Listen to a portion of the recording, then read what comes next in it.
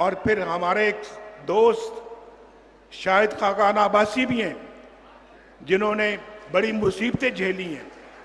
1999 में मेरे साथ जेलें काटी हैं, कभी उन्होंने उफ तक नहीं की, बड़ी बहादुरी के साथ काटी। और अल्लाह का बड़ा शुक्र है, मैं बड़ा अल्लाह का शुक्र अदा करता हूं कि जब जब मुस्लिम लीग नून की गवर्नमेंट आई, चाहे वो सूबे में चाहे वो मरकज में, अल्हम्दुलिल्लाह हमने मुल्क को टर्न अराउंड किया, टर्न अराउंड, और मुल्क की तकदीर बदलनी शुरू हो गई। और पाकिस्तान के अंदर उस जमाने को जरा याद करो, मैं तो 1990 की तरफ नहीं जा रहा।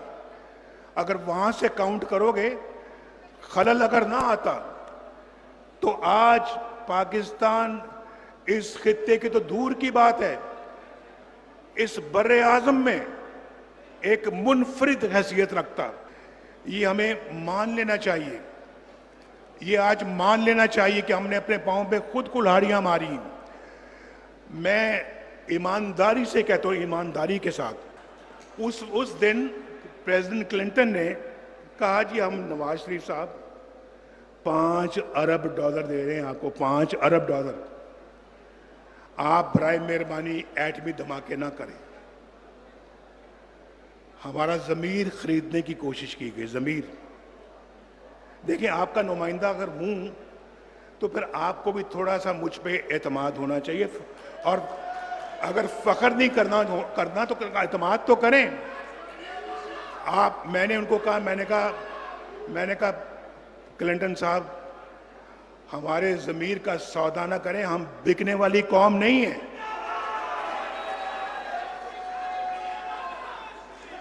और मैंने कहा हम अपनी गैरत का और जमीर का सौदा नहीं करते। उस जमाने के $5 अरब हमने वापस कर दिए। हमने कहा बिल्कुल नहीं, बिल्कुल नहीं। उन्होंने कहा जी आप पे सैंक्शंस लग जाएंगी, पाबंदियां लग जाएंगी। ये सब बातें आज टेलीफोनों का रिकॉर्ड मौजूद है, वो सब फॉरेन ऑफिस में पड़ा हुआ है। डार साहब जो है ना वो निकलवाएं उस रिकॉर्ड को, पब्लिक को सुनाएं। उन्होंने कहा जी पाबंदियां लग जाएंगी। मैंने कहा लगा दें पाबंदियां, फिर क्या हो सकता है, लगती तो लग जाए पाबंदियां। और फिर हमने एटमी धमाके कर डाले।